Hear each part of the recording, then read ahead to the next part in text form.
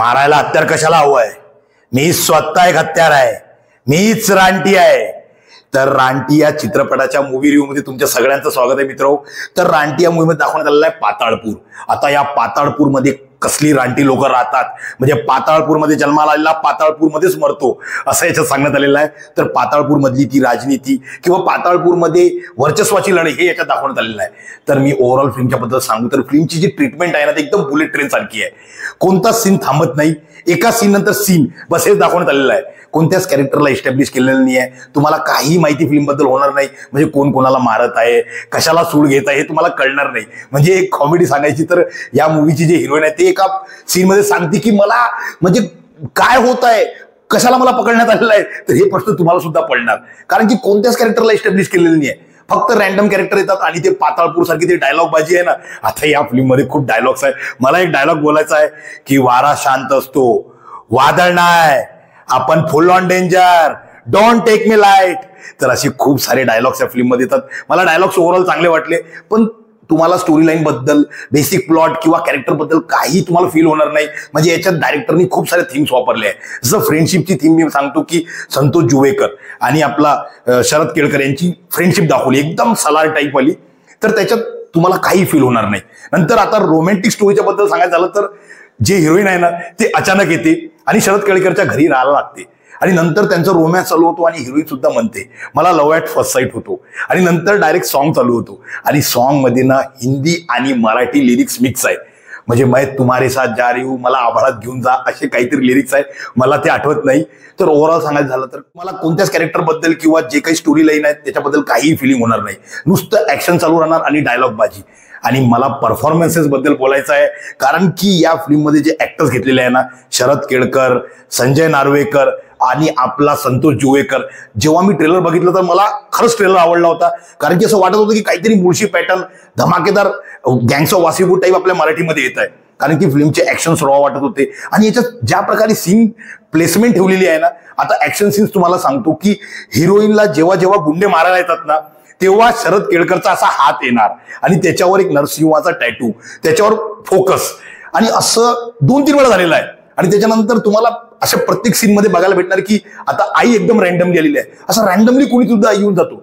तर त्या सीनचा इम्पॅक्टच कमी होऊन जातो आणि त्याच्यानंतर ती रक्ताची जी पिचकारी आहे ना ते तर अशी काढलेली आहे की काय सांगू. तर ओव्हरऑल ऍक्शन सिक्वेन्सेस मध्ये म्हणायचं झालं तर एक पोलीस स्टेशनवाला सीन आहे ज्याच्यात संजय नार्वेकरनी ऍक्टिंग जोरदार केलेली आहे आणि एक क्लायमॅक्स मधला सीन, ते ओव्हरऑल आपल्या मराठी सिनेमा जसा बनतो त्या दृष्टीने बघायला गेलं तर एकदम चांगलं त्याचं शूटिंग वगैरे केलेलं आहे. आणि जसं मी म्हटलं शरद केळकर यांची जी ऍक्टिंग आहे ना ते प्रेझेन्स त्यांचा खूप चांगला आहे.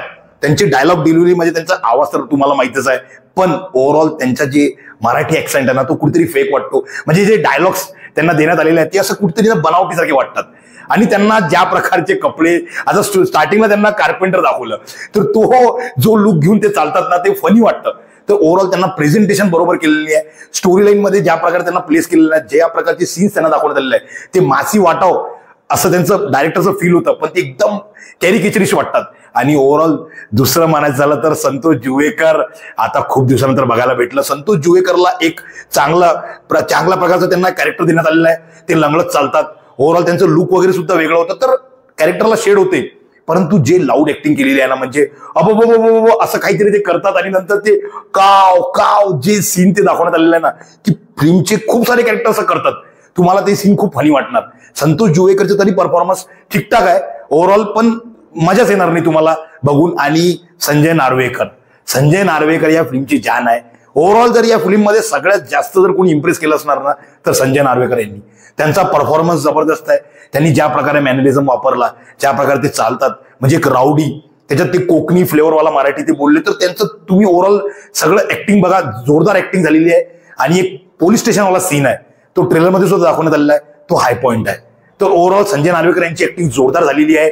तर म्हणायचं गेलं तर फिल्ममध्ये ना जे मला पाहिजे होतं की काहीतरी रॉनेस, कॅरेक्टर डेव्हलपमेंट हे या फिल्ममध्ये नाहीच आहे. सीन नंतर सीन, एका सीनचा दुसऱ्या सीन सोबत संबंध नाही. म्हणायला गेलं तर हे आता हॉलिवूडची फिल्म आपली टेनेट आहे ना, ज्याचा संबंधच आपल्याला कळत नाही तसं तुम्हाला होणार. लिटरली तुम्हाला अर्ध्या तासापर्यंत काय चालू आहे, कोण कोणाला मारतंय, कशाची पॉलिटिक्स आहे, आणि ज्या प्रकारचं फक्त डार्क कॅरेक्टर दाखवावं, ते एकदम रक्त उलत आहे, त्यानं फिल्म रानटी होत नाही. ओव्हरऑल स्टोरी लाईन पाहिजे होती, ती याच्यात नाही आहे. तर आपला रानटीपणा तुम्ही कमी करा, शांत राहा. आणि मला ओळखला नसणार तर माझी ओळख आहे संदेश सूर्यकांत मंत्री, आणि सिनेमामध्ये 24 नावाने मी फेमस आहे.